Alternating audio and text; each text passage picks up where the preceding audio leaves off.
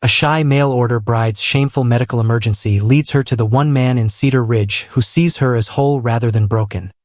Unaware that the gentle frontier doctor treating her wounded heart possesses a secret fortune that rivals his compassion.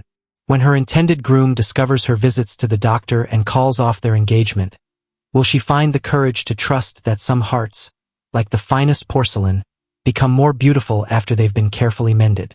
The stagecoach wheels kicked up clouds of red dust as they rolled into Cedar Ridge, Nevada territory on that cold October morning in 1867. Violet Ashworth pressed her nose against the dirty window, watching wooden buildings appear through the haze like ghosts coming to life. Her hands shook as she clutched her small leather bag, knowing her whole future waited somewhere in this dusty town. The coach driver's voice boomed over the noise of creaking wheels and snorting horses. Cedar Ridge. Last stop for anyone crazy enough to call this place home. His rough laugh made Violet's stomach twist with worry. She stepped down onto the wooden sidewalk, her legs wobbly after 3 days of bumpy travel. The desert wind whipped at her blue dress and pulled strands of brown hair from her careful bun. Everything smelled different here, dry grass, wood smoke, and something wild she couldn't name. "You look lost, miss." An old woman with kind eyes and flour-dusted hands appeared beside her. "I'm Mrs. Patterson. I run the boarding house down the street." "I'm Violet Ashworth," she said, her voice barely louder than a whisper. "I'm here to marry Mr. Jeremiah Caldwell." Mrs. Patterson's eyebrows shot up. "The mail-order bride. Well, I'll be. Jeremiah's out on a cattle drive for another week. You'll need a place to stay." She picked up Violet's heavy bag like it weighed nothing. "Come along, dear. Let's get you settled." As they walked down the dusty main street, Violet noticed how people stared. A group of cowboys outside the saloon stopped talking to watch her pass. 2 women in fancy dresses whispered behind their hands and giggled. A little boy pointed at her until his mother pulled his arm down. "Don't mind them," Mrs. Patterson said. "We don't get many new faces, especially pretty young ladies like yourself." The boarding house was a 2-story building painted white, though the desert wind had worn most of the paint away. Inside, it smelled like baking bread and lavender soap. Mrs. Patterson led her up creaky stairs to a small room with a narrow bed, a washstand, and one window that looked out over the main street. "Meals are at 7, noon, and 6, Mrs. Patterson explained. "There's a general store, a doctor's office, and a church if you need anything. The people here are good folks, just curious about strangers." Alone in her room, Violet unpacked her few belongings. She hung her best dress, the one she planned to wear for her wedding, in the tiny closet. Her hands trembled as she smoothed the wrinkles from the green fabric. What if Jeremiah didn't like her? What if she wasn't pretty enough or smart enough or good enough? She pulled out the letters he had written her, reading them again for the 100th time. His handwriting was bold and clear. "I need a wife who can work hard and isn't afraid of frontier life. I can provide a good home for the right woman." That evening at dinner, Violet sat at a long wooden table with 5 other boarders. There was Mr. Henderson, who worked at the bank, Mrs. Chun, who ran the medicine shop, and 3 miners who smelled like dirt and sweat. They all asked questions about where she came from and why she had come west. "Boston must be mighty different from here," said one of the miners. "What made you leave all that fancy city life behind?" Violet's cheeks turned red. How could she explain that she had no choice? That her father's debts after he died had left her with nothing? That being a mail-order bride was better than working 16 hours a day in a factory or worse? "I wanted a fresh start," she said simply. Later that night, Violet lay in her narrow bed listening to the unfamiliar sounds of the frontier town. Somewhere a dog barked. Wind rattled her window. In the distance, she could hear music and laughter from the saloon. This place was so different from the crowded, noisy streets of Boston. Here, the silence felt huge and empty. She thought about Jeremiah's letter that had brought her here. "I am 32 years old and own a cattle ranch outside town. I am looking for a wife of good character who wants to build a life in the West. If you are willing to work hard and be a partner in all things, please write to me." His words had seemed like a promise of safety, of belonging somewhere. Now, lying in the dark in a strange place, She wondered if she had made a terrible mistake. What if he took one look at her and decided she wasn't what he wanted? What if she couldn't be the kind of wife a rancher needed? Outside her window, Cedar Ridge settled into sleep under a blanket of bright desert stars. Violet pulled her thin blanket up to her chin and closed her eyes, trying not to think about all the ways her new life could go wrong. 3 days later, Violet woke up feeling like someone had kicked her in the stomach. Sharp pains shot through her belly, and when she tried to stand, the room spun around her like a child's top. She pressed her hands against her middle and felt the dampness that made her heart stop with fear. Something was very wrong with her body, something shameful that nice women didn't talk about.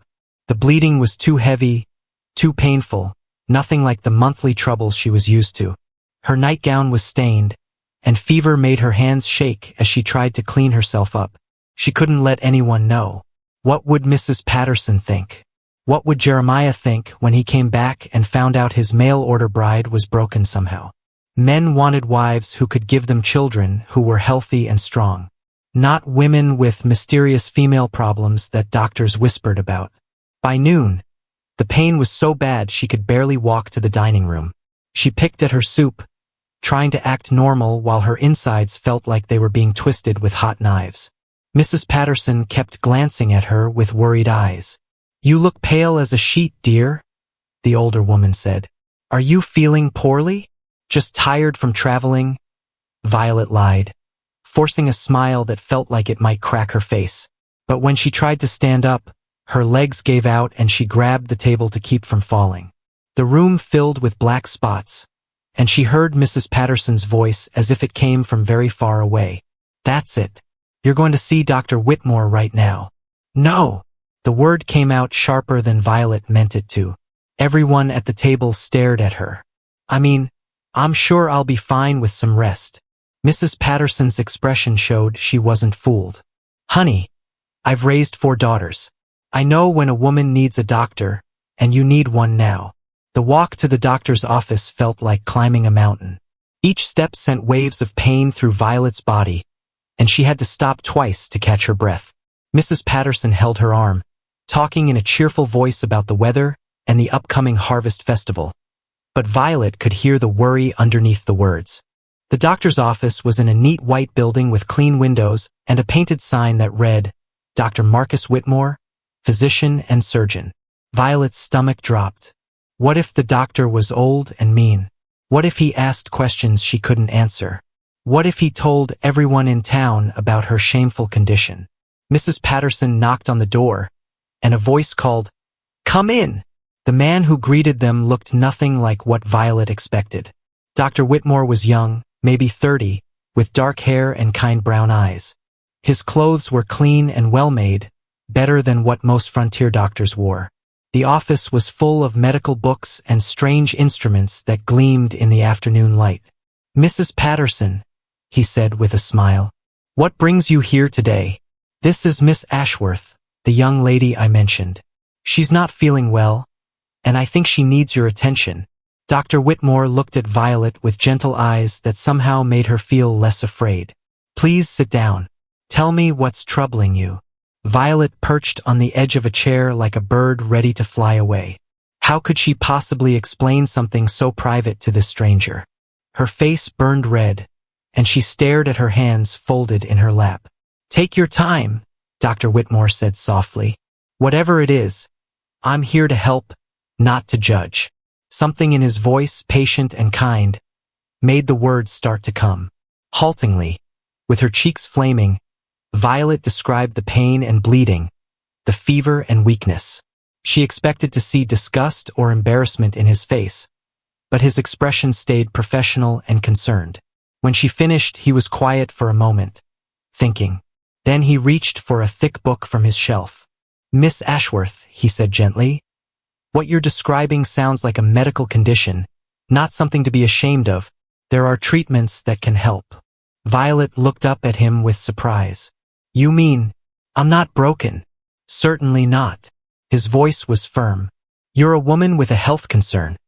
Nothing more and nothing less." For the first time in days, Violet felt like she could breathe properly. But as Dr. Whitmore explained her condition and wrote out a prescription, she found herself wondering about this unusual doctor who treated her like a whole person instead of damaged goods. Why was someone so educated and refined practicing medicine in a rough frontier town? And why did his kindness make her heart beat faster in a way that had nothing to do with her illness? The medicine from Mrs. Chen's shop tasted bitter as tree bark, but within 2 days, Violet felt human again. She returned to Dr. Whitmore's office on Thursday morning, walking steadily instead of stumbling like a wounded animal. The autumn sun painted everything golden, and for the first time since arriving in Cedar Ridge, she noticed how pretty the desert could be. "Much better," Dr. Whitmore said, checking her pulse with fingers that felt surprisingly soft for a frontier doctor. "Your color has returned, and your temperature is normal." Violet studied his hands as he worked. No calluses from hard labor, no scars from accidents. His fingernails were clean and trimmed, and that gold ring caught the light again. Everything about him seemed wrong for this dusty town. "Dr. Whitmore," she said carefully, "forgive me for asking, but how did you end up in Cedar Ridge? You seem like you'd be more at home in San Francisco or Denver." His hands stilled for just a moment. When he looked up, something flickered across his face. Surprise? Maybe? Or worry? "Sometimes life takes us where we need to be, not where we plan to go," he said, turning to wash his hands in a fancy porcelain basin. "I came west for a fresh start, just like you did." But Violet noticed he didn't really answer her question. She watched him move around the office, noting how he handled his expensive medical instruments with practiced ease. The books on his shelves weren't just medical texts. She spotted volumes of poetry, philosophy, and literature that would cost a month's wages. "Your office has more books than some libraries," she observed. Dr. Whitmore smiled, but it didn't reach his eyes. "Reading helps pass the long winter nights. This town doesn't offer much entertainment." Something in his tone made her think he was lonely, despite being surrounded by people who needed his help. She understood that feeling, the ache of being around others but still feeling completely alone. "Where are you from originally?" she pressed gently. "Back east." His answer came too quickly, too short. He busied himself organizing bottles on a shelf that already looked perfectly arranged. "What about you? What made you leave Boston for a frontier marriage?" Now it was Violet's turn to feel uncomfortable. She couldn't tell him about her father's gambling debts, about the men who came to their door demanding payment, about choosing between the factory or finding a husband through letters. "I wanted something different," she said, echoing his vague style. They looked at each other across the small office, two people with secrets they couldn't share. But in that moment of mutual understanding, something shifted between them. The air felt charged, like the moment before lightning strikes. Dr. Whitmore cleared his throat and reached for his prescription pad. "You should continue taking the medicine for another week. After that, the symptoms should be manageable with rest and proper diet." As he wrote, Violet noticed expensive paper and a fountain pen that gleamed silver. Even his handwriting looked educated, with careful loops and flourishes that spoke of good schooling. "Thank you," she said, taking the prescription. Their fingers brushed for just a second, and she felt a jolt of electricity that had nothing to do with static from the dry desert air. "Miss Ashworth," he said as she moved toward the door, "if you ever need to talk about your condition or anything else, my door is always open." Walking back to the boarding house, Violet's mind raced with questions. Why would an obviously wealthy, educated man choose to practice medicine in a rough frontier town? What was he running from or hiding from? And why did his kindness make her feel things she had no business feeling when she was promised to another man? That afternoon, she sat in the boarding house parlor trying to read, but her thoughts kept drifting back to gentle brown eyes and soft hands. Mrs. Patterson bustled in with tea and a plate of cookies, settling into the chair across from her. "Dr. Whitmore took good care of you, I see," the older woman said with a knowing smile. "He's very skilled," Violet replied carefully. "Mysterious too. Been here 2 years and nobody knows much about his past. Shows up with enough money to buy the finest medical equipment, builds the nicest office in town, but never talks about where he came from. Violet's heart skipped. Money? Oh yes, that man's got money, mark my words. Look at his clothes, his instruments, those fancy books. A working doctor couldn't afford all that on what folks here can pay him. Mrs. Patterson leaned forward conspiratorially. Some say he's hiding from something back east.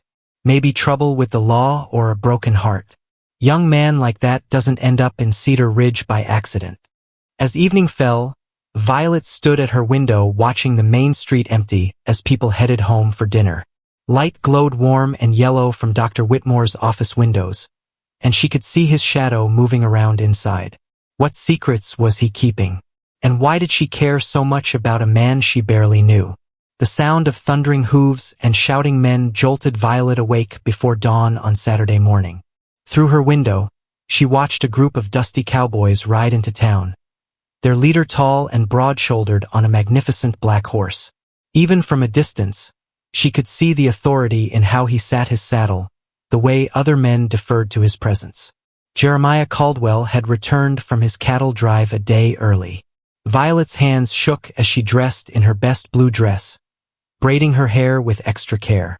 This was the moment she'd been dreading and anticipating for weeks, meeting the man who would become her husband. What if he took one look at her and decided she wasn't what he'd ordered? Mrs. Patterson knocked softly on her door. He's here, dear. Waiting downstairs in the parlor. The walk down those stairs felt like marching to her own execution. Each step echoed in her ears, mixing with the rapid beating of her heart. At the bottom, she paused to smooth her dress and take a deep breath before entering the parlor. Jeremiah Caldwell was even more imposing up close. 6 feet tall with sun-weathered skin and piercing blue eyes, he dominated the small room just by standing in it. His clothes were clean but practical leather boots, dark pants, and a shirt that stretched across broad shoulders. Everything about him spoke of strength and hard work. Miss Ashworth. His voice was deep and steady, with a slight drawl that spoke of years under the open sky. I'm Jeremiah Caldwell. Mr. Caldwell. Violet's voice came out smaller than she'd hoped. It's a pleasure to finally meet you. He studied her face like he was evaluating a horse he might buy. His gaze took in her carefully arranged hair, her clean dress, her nervous hands clasped in front of her. She felt like a bug under a magnifying glass. You're smaller than I expected, he said finally. But you look healthy enough. Mrs. Patterson says you've been staying here without any trouble. The way he talked about her health made Violet's stomach twist with guilt. If only he knew about her recent illness, her shameful visits to the doctor. Would he still want her then? Sit down, Jeremiah said, settling into the biggest chair like he owned it.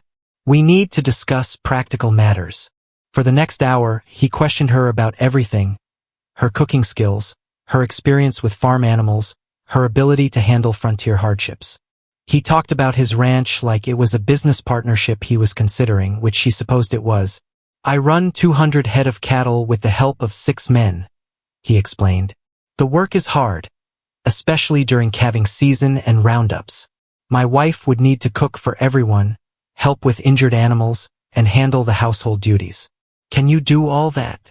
Violet nodded, though she wasn't entirely sure. She'd never cooked for 8 people at once or dealt with sick cattle. I'm willing to learn whatever you need me to know. Good. Jeremiah's approval felt like passing a difficult test. I don't expect fancy city ways out here. I need a partner who understands that survival comes before comfort. As they talked, Violet found herself comparing him to Dr. Whitmore. Where the doctor was gentle and refined, Jeremiah was blunt and practical. Where Dr. Whitmore made her feel protected, Jeremiah made her feel evaluated. Both were handsome men, but in completely different ways. The wedding will be next Saturday, Jeremiah announced. That gives us a week to get the legal papers sorted and let people know. Reverend Matthews can perform the ceremony. Next Saturday. In 7 days, she would be Mrs. Jeremiah Caldwell, living on a cattle ranch miles from town. The thought should have excited her. It was what she'd come here for, after all. Instead, she felt a strange emptiness, like something important was slipping away. There's one more thing, Jeremiah said, his tone becoming more serious. I heard you've been visiting the doctor since you arrived. Nothing serious, I hope. Violet's blood turned to ice water. How had he found out? In a small town, she supposed, nothing stayed secret for long. Just a minor illness from the long journey, she managed to say. Dr. Whitmore said it was nothing to worry about. Jeremiah's eyes narrowed slightly. Doc Whitmore's got quite a reputation around here. Fancy education, expensive tastes. Some folks wonder what brought a man like that to Cedar Ridge. The way he said it made Violet defensive, though she couldn't explain why. He seems very skilled. He helped me when I needed medical care. I'm sure he did. Something in Jeremiah's tone suggested he thought the doctor had helped her with more than medicine. Just remember, once we're married, you won't need to go running to other men for help. I take care of my own. The possessive edge in his voice made Violet uncomfortable, but she nodded anyway. This was her future husband, the man who would provide for her and protect her. She should be grateful, not questioning his every word. After Jeremiah left to handle business in town, Violet sat alone in the parlor feeling more confused than ever. She'd gotten exactly what she'd come to Nevada territory for: a husband who could support her, a man willing to marry her despite knowing almost nothing about her past. So why did she feel like she was about to make the biggest mistake of her life? Through the window, she could see Dr. Whitmore's office, and she wondered what he would think when he heard about her engagement. Would he care at all, or had she imagined the connection she'd felt between them? In 1 week, her fate would be sealed, and there would be no turning back. A yellow telegram crackled between Dr. Marcus Whitmore's trembling fingers as Tuesday morning sunlight streamed through his office window. The words seemed to burn into his eyes. Father dying. Heart failing rapidly. Return Philadelphia immediately. Family business needs heir. Mother desperate. Uncle Robert. Marcus sank into his leather chair, the expensive telegram paper falling to his polished desk. 2 years of hiding in this desert town. 2 years of pretending to be a simple frontier doctor, and now his past was dragging him back like a chain around his neck. He walked to his office safe, hidden behind a painting of mountains. Inside lay documents that told the real story: stock certificates worth more than most people would see in 10 lifetimes, bank papers showing accounts in Philadelphia, New York, and Boston. The Whitmore Mining Company had made his family rich beyond imagination, but that wealth had come with a price he'd refused to pay. A knock on his door interrupted his dark thoughts. "Come in," he called, quickly closing the safe. "Dr. Whitmore?" Violet's voice was soft, uncertain. She stood in the doorway wearing a pale yellow dress that made her look like morning sunshine. "I hope I'm not disturbing you." "Not at all." He forced a smile, though his heart was breaking. In 4 days, she would marry Jeremiah Caldwell and disappear from his life forever. "How are you feeling?" "Much better, thanks to your medicine." She stepped inside, and he noticed she was carrying a small package wrapped in brown paper. "I brought you something. A thank you gift." Marcus unwrapped the package carefully, revealing a hand-embroidered handkerchief with his initials stitched in blue thread. The work was beautiful, delicate, clearly done by someone with skill and patience. "Violet, this is lovely, but you didn't need to." "I wanted to." Her cheeks turned pink. "You were kind to me when I was scared and sick. Not many people would have been so understanding." Looking at her standing there, shy but determined, Marcus felt his heart crack completely. How could he tell her he was leaving? How could he explain that he'd been lying about who he was from the moment they met? "I heard about your engagement," he said quietly. "Congratulations. Jeremiah is a fortunate man." Something flickered across Violet's face. Sadness? Maybe? Or disappointment? "Thank you. The wedding is Saturday." They stood there in awkward silence, both wanting to say things they couldn't. Marcus thought about telling her everything about his wealth, about the telegram, about how seeing her courage had made him want to be a better man. But what good would it do? She was promised to another, and he would be gone soon anyway. "Dr. Whitmore," Violet said hesitantly, "may I ask you something personal?" "Of course. Are you happy here? In Cedar Ridge, I mean. You seem like someone who's meant for bigger things." The question hit him like a physical blow. "Happy? He'd been content here, useful, free from his family's expectations. But happy? That had started 3 weeks ago when a frightened young woman walked into his office and showed him what real bravery looked like. "I've found purpose here," he said carefully. "Sometimes that's more important than happiness." Violet nodded like she understood exactly what he meant. "I suppose we all make choices based on what we think we should do, not what we want to do." Before Marcus could ask what she meant, the door burst open. Jeremiah Caldwell filled the doorway, his face dark with anger and suspicion. "Violet!" Jeremiah's voice cut through the air like a whip. "I've been looking for you. Mrs. Patterson said you came here." "I was just thanking Dr. Whitmore for his help," Violet said quickly, but Marcus could hear the fear in her voice. Jeremiah's cold blue eyes moved from Violet to Marcus, taking in the intimate atmosphere of the small office. "Seems like you've been doing a lot of thanking lately. This is the 3rd time you've been here since I got back." "Mr. Caldwell," Marcus said, standing up to his full height. He might not be as big as the rancher, but he wasn't going to let the man intimidate Violet. Miss Ashworth was suffering from a medical condition that required treatment. "There's nothing improper about. I'll decide what's improper when it comes to my future wife," Jeremiah interrupted. His hand rested on the gun at his hip, and Marcus realized the man was genuinely dangerous. "Violet, we're leaving. Now." As Violet hurried toward the door, she glanced back at Marcus with eyes that seemed to be saying goodbye. The look lasted only a second, but it contained a whole conversation they'd never get to have. After they left, Marcus sat alone in his office, staring at the telegram that would take him back to Philadelphia. His father was dying, and duty demanded he return to take over the family empire. But for the first time in his life, duty felt like a cage instead of an honor. Meanwhile, across town, Jeremiah marched Violet down the main street like a prisoner being led to jail. People stopped their conversations to stare, sensing the tension radiating from the tall rancher. "Jeremiah, please slow down," Violet said, struggling to keep up with his long strides. "People are watching." He stopped so suddenly she almost ran into him. When he turned around, his face was stone cold with fury. "Let them watch," he said in a voice that made her blood freeze. "Maybe they'll learn something about what happens when women don't know their place." They were standing in front of Henderson's bank, and through the window, Violet could see Mr. Henderson pretending to count money while obviously listening to every word.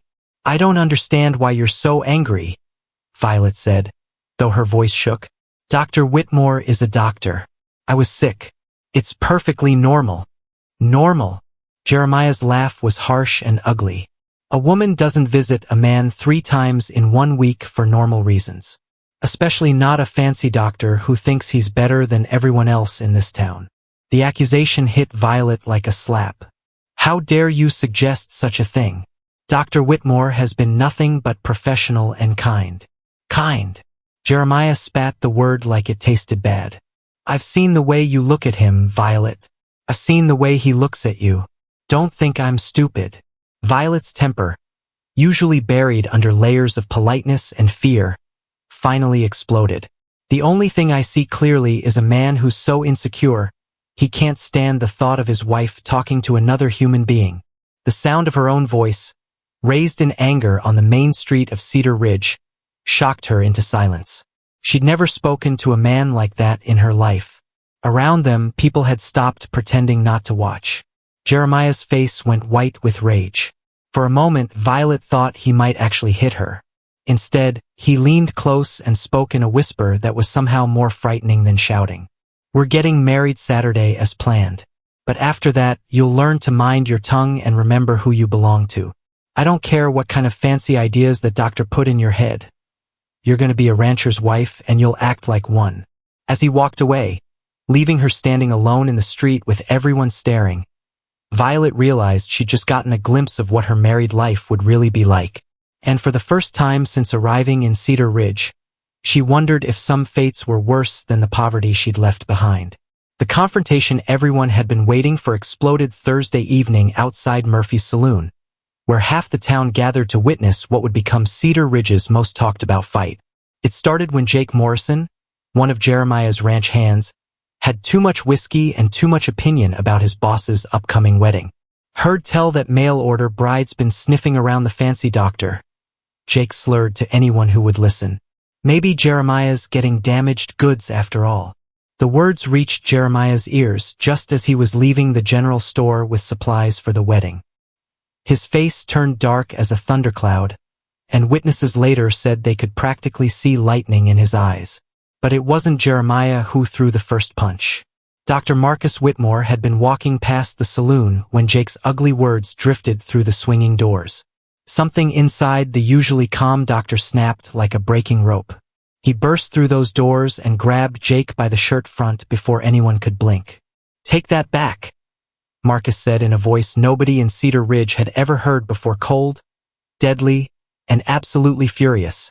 "Take it back right now, or I'll make you eat those words." Jake, surprised to find himself face to face with the soft-spoken doctor, sobered up fast. "Hey now, Doc, I was just talking. You were spreading lies about a lady's reputation," Marcus interrupted, his educated accent making each word sound like a weapon. "Where I come from, men who do that get exactly what they deserve." That's when Jeremiah pushed through the crowd, his own anger blazing. "Where you come from?" he said mockingly. "And just where is that, Doc? Because nobody in this town knows a damn thing about your past." The saloon went dead quiet. Even the piano player stopped mid-song. Marcus released Jake and turned to face Jeremiah, and everyone could feel the electricity crackling between the two men. "My past is my business," Marcus said carefully.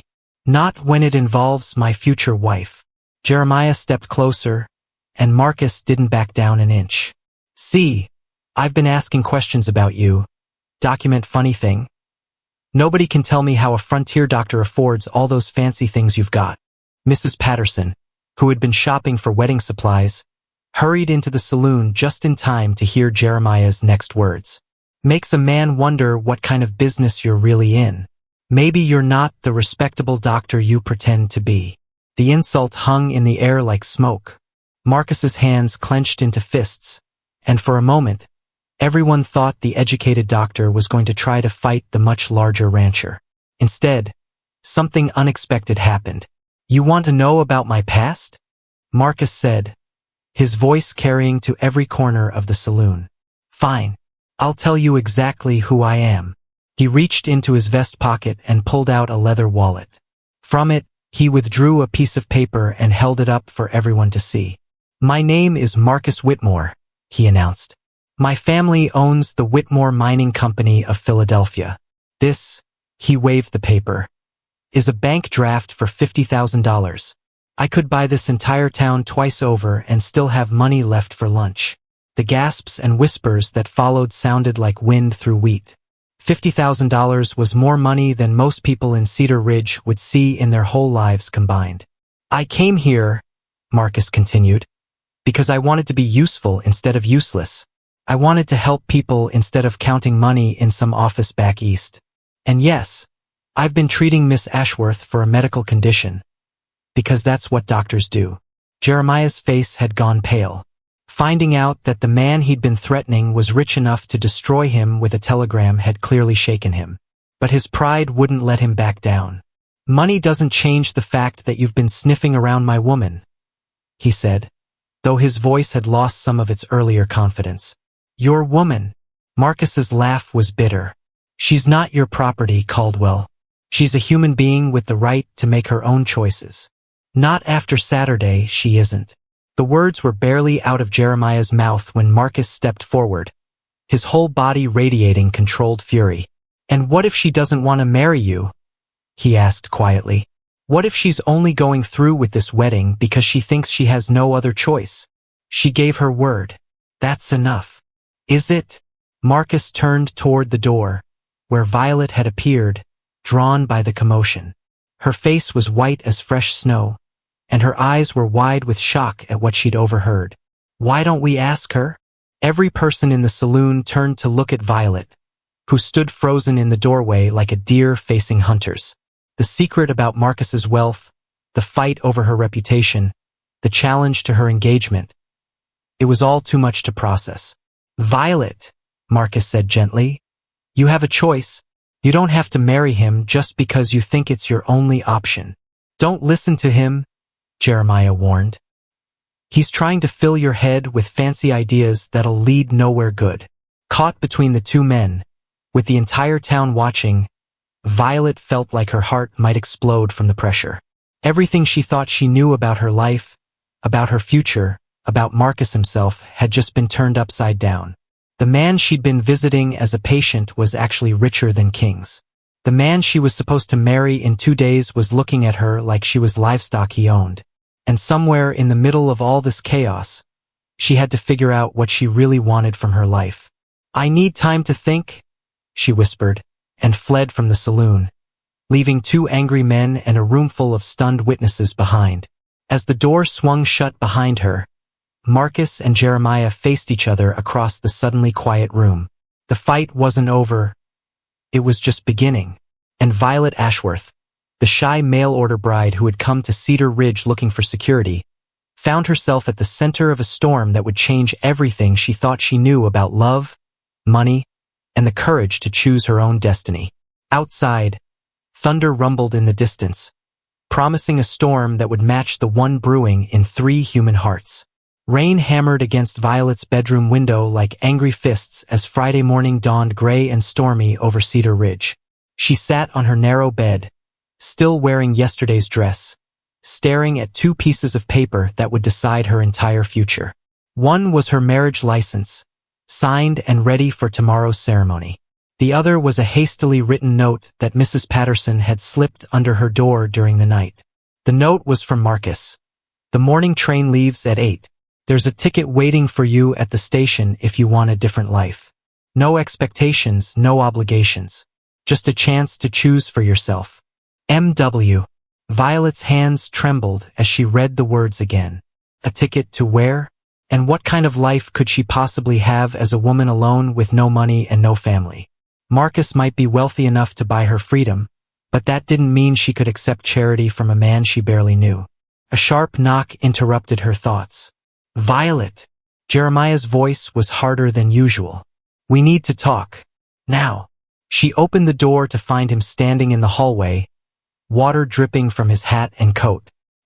His blue eyes were cold as winter ice, and she could see he'd been drinking, not enough to be drunk, but enough to be dangerous. Pack your things, he said without greeting. We're leaving for the ranch today instead of after the wedding. I don't want you spending another night in town. But the ceremony is tomorrow. The ceremony will happen at the ranch with just the preacher and witnesses. I'm done having my business discussed in every saloon and store in Cedar Ridge. Violet's stomach dropped. At the ranch, she'd be completely isolated, completely under his control. No Mrs. Patterson to run to, no friendly faces, no way to escape if things went badly. Jeremiah, I'd prefer to have the wedding here as planned. His hand shot out and gripped her wrist, not hard enough to bruise but firm enough to make his point. I don't care what you prefer. You're going to be my wife, and it's time you learn to do what you're told. Through the window, Violet could see the train station in the distance. 8 o'clock, Marcus had written. It was already 7:30. I need a few minutes to gather my things, she said carefully. 5 minutes. Then we leave. Jeremiah released her wrist and stepped back. And Violet? Don't even think about running to your fancy doctor friend. I've got men watching his office. After he left, Violet sank onto her bed, her mind racing. She could pack her few belongings and go to the ranch, becoming Mrs. Jeremiah Caldwell as planned. It was safe, secure, exactly what she'd come to Nevada territory to find. But safety with a man who grabbed her wrists and threatened her didn't feel like safety at all. Or she could take Marcus's ticket and disappear onto that train, heading toward an unknown future with a man whose kindness might be hiding motives she couldn't guess. The train whistle blew in the distance, 15 minutes until departure. Violet stood up and began throwing her belongings into her carpet bag. But instead of packing everything, she made a different choice. She wrote 2 letters, one to Jeremiah, one to Mrs. Patterson, and left them on the bed. Then she grabbed only her most essential items and climbed out the window onto the boarding house's back porch. The rain soaked through her dress immediately, but she didn't care. Keeping to the back alleys and side streets, she made her way toward the train station, her heart pounding so hard she was sure everyone in town could hear it. She was halfway there when she saw Marcus standing in the rain outside his office, watching the street with desperate eyes. Their gazes met across the muddy road, and something passed between them: understanding, hope, terror. "Violet!" Jeremiah's voice roared from somewhere behind her. He'd discovered her letters. Without thinking, she ran toward Marcus. He caught her hands, and she could see her own fear reflected in his dark eyes. "Are you sure?" he asked urgently. "Once you get on that train, there's no going back. I can't promise you anything except that you'll be free to make your own choices." "That's all I want," she said, surprised by the strength in her own voice. They ran together through the rain toward the station, their feet splashing through puddles and mud. Behind them, Violet could hear Jeremiah shouting orders to his men, the sound of horses being saddled quickly. At the station, Marcus pressed a ticket into her hand, destination San Francisco, first-class compartment. "There's money sewn into the lining of this bag," he said, handing her a small leather satchel. "Enough to get you started on whatever life you want to build." "What about you?" she asked, suddenly realizing she didn't want to leave him behind. "I have to go back to Philadelphia. My father is dying, and there are responsibilities I can't avoid." His voice was filled with regret. "But Violet, someday, when my obligations are settled, I'd like to find you again. If you'd want that." The train whistle blew again. 5 minutes. "Marcus," she said, her voice barely audible over the rain and steam. "I don't even know if I care about your money. What I care about is that you saw me as a complete person when everyone else saw damaged goods." He cupped her face in his hands, rain streaming down both their faces. "You were never damaged, Violet.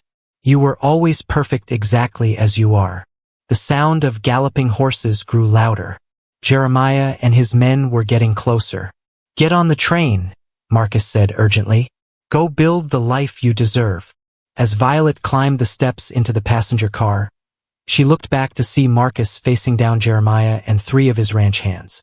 The wealthy doctor might be outnumbered, but he stood his ground like a man defending something precious. Through the train window, as the engine began to move, Violet watched the confrontation unfold.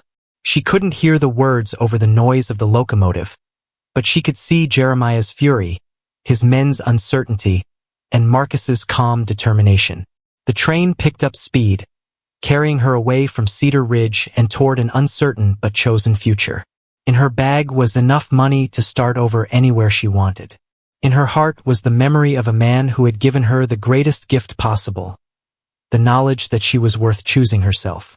As the Nevada desert flashed past her window, Violet pressed her hand to the glass and made a silent promise. Someday, when Marcus Whitmore finished dealing with his family obligations, she would be ready to meet him again, not as a frightened mail-order bride, but as a woman who knew her own worth. 6 months later, the Whitmore family mansion in Philadelphia felt like a beautiful prison to Marcus as he sat in his father's former study, reviewing contracts that would make him even richer than he already was. Outside the tall windows, spring was turning the city green, but Marcus felt like he was slowly turning to stone. His father had died 3 weeks after Marcus's return, passing peacefully in his sleep with his son at his bedside. The funeral had been a grand affair that made the newspapers, and now Marcus found himself the head of a mining empire he'd never wanted to inherit. "Marcus, dear," his mother called from the doorway. Margaret Whitmore was an elegant woman who had spent 40 years perfecting the art of getting what she wanted through polite persistence. "The Ashford girl is here for tea. You remember Caroline, Senator Ashford's daughter? Such a lovely match for you." Marcus sighed and set down his pen. For 6 months, his mother had been parading eligible young ladies through the mansion, each one more perfect than the last. Beautiful, educated, wealthy daughters of important families who would make ideal wives for a mining fortune heir. None of them made his heart skip the way a shy mail-order bride from Nevada territory had. "Mother, I've told you." I know. You're still mourning your father." But darling, life must go on. The family name must continue.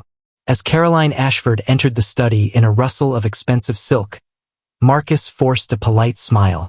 She was indeed lovely, golden hair arranged in the latest fashion, blue eyes bright with intelligence, a smile that had probably launched a dozen marriage proposals. "Mr. Whitmore," she said, extending a gloved hand. "I'm so sorry for your loss. Your father was a great man." "Thank you, Miss Ashford. Please, sit down." They made polite conversation about the weather, the latest books, mutual friends. Caroline was everything a man in his position should want: charming, accomplished, from the right family. But as she talked about her charity work and travel plans, Marcus found himself thinking about a different woman entirely. Had Violet made it safely to San Francisco? Had she found work, friends, a new life? Was she happy? Did she ever think about their brief time together in Cedar Ridge? "Mr. Whitmore?" Caroline's voice broke through his thoughts. "You seem distracted. Forgive me. I've been working too much lately." Caroline leaned forward slightly, lowering her voice. "Perhaps you need something to take your mind off business. I know this is presumptuous, but I've heard the most interesting rumor about you." Marcus's attention sharpened. "Rumor? That you spent 2 years practicing medicine in some dreadful frontier town, living like a common doctor instead of claiming your inheritance." Her laugh was like silver bells. "Can you imagine? A Whitmore roughing it in the wilderness. And what makes you think that's just a rumor?" Caroline's smile faltered slightly. "Well, obviously it can't be true. A man of your breeding and education wouldn't waste time playing doctor to cowboys and criminals." In that moment, Marcus realized something important. Caroline wasn't interested in who he really was. She was interested in his money, his name, his social position. She would never understand why he'd found more satisfaction treating sick miners than he'd ever found in boardroom meetings. "Miss Ashford," he said politely, "I think we want very different things from life." 2 hours later, after Caroline had left in a huff and his mother had delivered a lecture about duty and family expectations, Marcus sat alone in his study, staring at a telegram he'd received that morning. It was from Mrs. Patterson in Cedar Ridge. "Dr. Whitmore thought you'd want to know Jeremiah Caldwell married the banker's daughter last month. Also heard from traveling salesman that a young lady matching Violet's description is working at a ladies' dress shop in San Francisco. Thriving by all accounts. Hope this finds you well. Mrs. Patterson." Marcus read the telegram 3 times, his heart racing. Violet was in San Francisco working, apparently doing well on her own. She'd taken his gift of freedom and built something real with it. That evening, Marcus made 2 decisions that would change his life forever. First, he wrote a letter to his business manager, instructing him to begin the process of selling the Whitmore Mining Company to their largest competitor. The sale would take months to complete, but when it was finished, Marcus would be free to choose his own path. Second, he wrote a much more personal letter. "Dear Violet, I hope this letter finds you happy and healthy in your new life. Mrs. Patterson tells me you're working in San Francisco, and I'm so proud of your courage in building an independent life for yourself. I meant what I said in Cedar Ridge. You were never broken, never damaged. You were always perfect exactly as you are. I'm settling my family affairs here in Philadelphia, but when that's finished, I'd very much like to see you again. Not because you need rescuing, but because I've discovered that the best part of myself emerged during our brief time together. You showed me what it means to see people's true worth, and I'd like to spend my life learning that lesson better. If you're willing, I'll be on the westbound train arriving in San Francisco on June 15th. If you're not at the station, I'll understand you owe me nothing, and you've already given me more than you know by showing me who I want to be. With deep affection and respect, Marcus." As he sealed the letter, Marcus felt something he hadn't experienced in months: hope. In Cedar Ridge, he'd been playing a role, pretending to be someone simpler than he was. But with Violet, he discovered his truest self. Now he was ready to find out if that man was worthy of the remarkable woman who had taught him the difference between charity and love. Outside his window, Philadelphia glittered with gaslight and possibility. But Marcus's heart was already heading west, toward a future he couldn't predict but finally had the courage to choose. The letter arrived on a Tuesday morning in June 1868, delivered to Madame Rousseau's dress shop on Montgomery Street, where Violet had been working for 5 months. Her hands shook as she recognized the careful handwriting, and she had to sit down on a bolt of blue silk to keep from falling over. Marcus was coming to San Francisco. "Mon Dieu, what is wrong?" asked Madame Rousseau, a tiny French woman with sharp eyes and a kind heart. "You look like you have seen a ghost." Violet couldn't explain that she felt like she was seeing her future instead of her past. The letter was dated 3 weeks ago, which meant Marcus would arrive in just 2 days. 2 days to decide if she was brave enough to meet the train, or if she should disappear into the crowded city and start over again somewhere else. "Just news from back home," Violet managed to say. She'd built a good life in San Francisco, better than she'd ever dared to hope. The dress shop catered to wealthy ladies who appreciated fine needlework, and Violet's skill with embroidery had quickly made her valuable. She lived in a clean boarding house near the shop, had made friends with other working women, and for the first time in her life she was supporting herself completely. But late at night, when the fog rolled in from the bay and made the whole city feel like a dream, she thought about kind brown eyes and gentle hands that had made her feel worth saving. That evening, Violet walked down to the docks where massive ships brought people and cargo from all over the world. The harbor was full of masts and steam funnels, and the air smelled like salt and adventure. She stood watching the sunset paint the water gold and tried to imagine what her life might look like if she was brave enough to meet Marcus's train. "You're thinking mighty hard about something," said a familiar voice behind her. Violet spun around to find Mrs. Chen, the Chinese herbalist from Cedar Ridge, standing on the wooden pier with a basket of strange-smelling plants. "Mrs. Chen, what are you doing in San Francisco?" The older woman smiled. "My nephew runs a medicine shop here. I come twice a year to help him order supplies from China." Her eyes twinkled with curiosity. "But I think the better question is what brings a mail-order bride who never married to the big city?" They walked together along the waterfront, and Violet found herself telling Mrs. Chen everything, about Marcus's wealth, about running from Jeremiah, about the letter that had arrived that morning. Mrs. Chen listened without judgment, occasionally nodding or making soft sounds of understanding. "You are afraid," Mrs. Chen said when Violet finished. "Not of Dr. Whitmore, but of yourself." "What do you mean?" "In Cedar Ridge, you were a woman who needed rescuing. Here, you have rescued yourself. You fear that going back to him might make you weak again." Violet stared out at the ships bobbing in the harbor. Mrs. Chen was right. She'd worked so hard to become independent, to prove she could survive on her own. What if accepting Marcus's love meant giving up the strength she'd fought to find? "But," Mrs. Chen continued gently, "being strong enough to stand alone and being strong enough to choose love are not the same thing. One does not cancel out the other." 2 days later, Violet stood on the platform at the Southern Pacific Railroad station, wearing her best dress and holding her breath.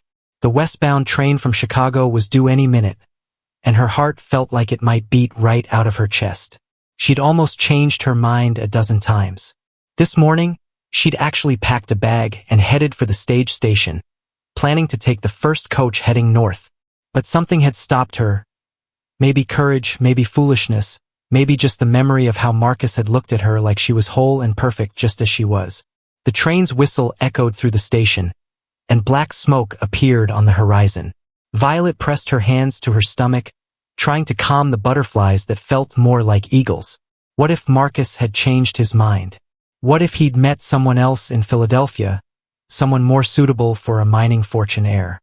What if he looked at her now and saw just another working woman instead of the person he'd thought worth saving? The locomotive pulled into the station with a great hissing of steam and squealing of brakes. Passengers began stepping down from the cars. Businessmen in fine suits, families with children and mountains of luggage, ladies with parasols and traveling dresses. Violet scanned every face, her heart sinking as more and more people disembarked without any sign of Marcus. Maybe he hadn't come after all. Maybe she'd been foolish to think. "Violet."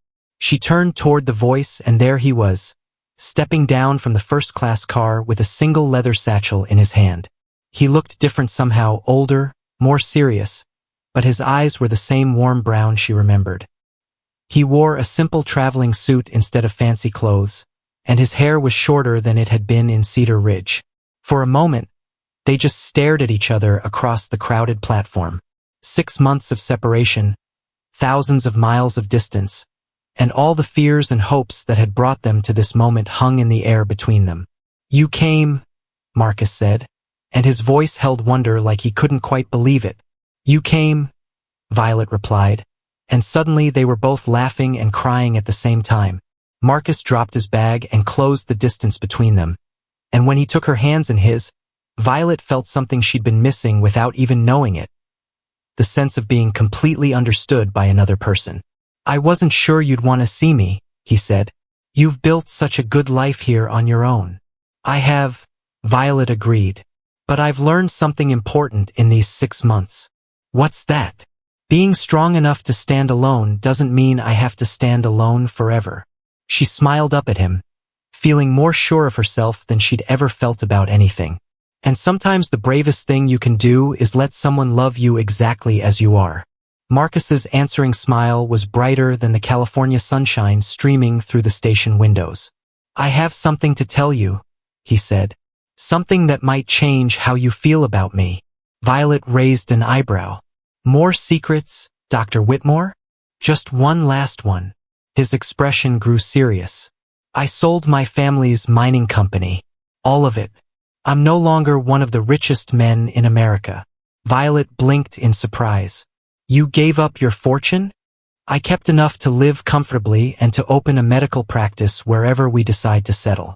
But I didn't want you to wonder if I was trying to buy your affection with money." He squeezed her hands gently. "I want you to choose me for who I am, not what I own." Looking into his earnest face, Violet felt her heart swell with something deeper than gratitude, stronger than attraction. This man had given up an empire to prove his love was real, but more than that, he trusted her to make her own choice freely. "Marcus Whitmore," she said, standing on her tiptoes to whisper in his ear. "I would have chosen you if you were the poorest man in America." 1 year later, Dr. and Mrs. Marcus Whitmore stood in the doorway of their new medical clinic in Monterey, California, watching the Pacific Ocean stretch endlessly toward the horizon. The building was modest but well-equipped, serving fishing families, farmers, and the growing community of people who had come west seeking fresh starts. Violet wore a practical blue dress with small pearl buttons that Marcus had given her for their 6-month wedding anniversary. Her hair was pinned back simply, and her hands showed the slight calluses of someone who worked alongside her husband, helping with patients and managing the clinic's business. "Mrs. Rodriguez's baby is due any day now," Violet said, checking the appointment book. "And old Mr. Franklin wants you to look at his cough again." Marcus nodded, but his attention was focused on his wife's face. Marriage had brought out something luminous in Violet, a confidence and joy that made her more beautiful than any expensive dress or jewel ever could. Their wedding had been small and perfect, held in the garden behind Madame Rousseau's dress shop with Mrs. Chun performing the ceremony according to Chinese custom and Father O'Malley adding Christian blessings. Madame Rousseau had created Violet's wedding dress as a gift, ivory silk with tiny embroidered flowers that caught the San Francisco sunshine like captured starlight. "Do you ever miss it?" Violet asked, settling into the chair beside his desk. "The grand life in Philadelphia, all that money and importance?" Marcus considered the question seriously, as he always did when she asked about his past. "I miss my father sometimes. I wish he could have met you." He reached for her hand, noting how perfectly it fit in his. "But miss the rest of it? Never. That life felt like wearing clothes that didn't fit properly. Expensive but uncomfortable." Through the clinic windows, they could see children playing on the beach while their mothers mended fishing nets. The scene was peaceful, purposeful, real in a way that Philadelphia society had never been. "I got another letter from Mrs. Patterson," Violet said, pulling the envelope from her apron pocket. "She says Cedar Ridge is growing. They've got a new bank, and the railroad is coming through next year." "Any word about Jeremiah?" He and his wife moved to Denver. Apparently, her father's banking connections were more important to him than cattle ranching. Violet's voice held no bitterness, only the mild interest of someone discussing old news about distant acquaintances. Marcus studied his wife's face, still sometimes amazed that this strong, capable woman had once thought herself broken. "Do you ever wonder what would have happened if you'd married him?" "No," Violet said without hesitation. "I've learned not to waste time wondering about paths I didn't take. This life, our life, is exactly what I want." A knock on the clinic door interrupted their conversation. Mrs. Rodriguez stood outside, her husband supporting her as she breathed through obvious labor pains. "Doctor," Mr. Rodriguez called urgently, "the baby is coming now." For the next 6 hours, Marcus and Violet worked together to bring new life safely into the world. Violet had become skilled at assisting with births, her gentle manner and steady hands making her invaluable during the intense moments of delivery. When Maria Elena Rodriguez finally made her appearance, announcing her arrival with healthy cries, Violet wrapped the baby in a soft blanket she had embroidered with tiny yellow roses.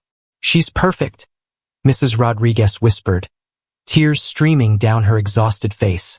"Just like her mother," Marcus said with a smile, checking the new mother's pulse and finding it strong and steady. As they cleaned up after the successful delivery, Violet caught Marcus watching her with an expression she'd learned to recognize. Love mixed with admiration and something deeper that made her heart skip. "What?"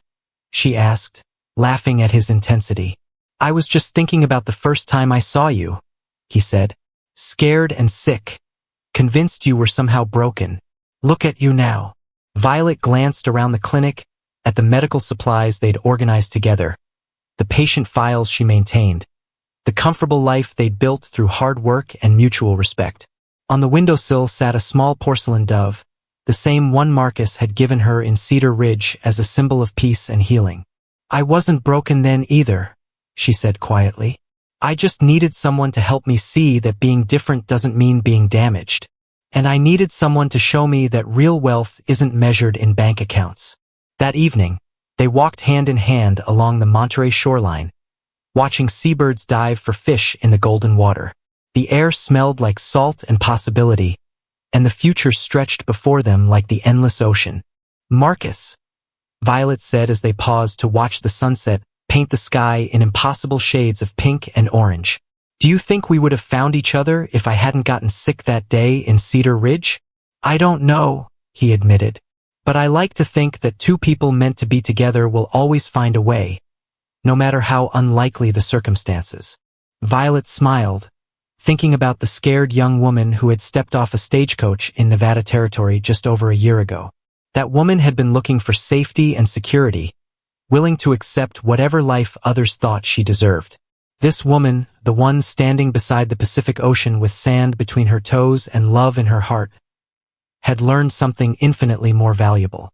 She discovered that her worth wasn't determined by others' acceptance or rejection, but by her own courage to embrace her complete self. The mail-order bride who never was had become exactly who she was always meant to be. A woman strong enough to stand alone and brave enough to choose love. And sometimes, on quiet evenings when the fog rolled in from the sea, she would touch the small porcelain dove in her pocket and remember that the most beautiful things in life often came from the pieces that seemed broken, but were really just waiting to be made whole.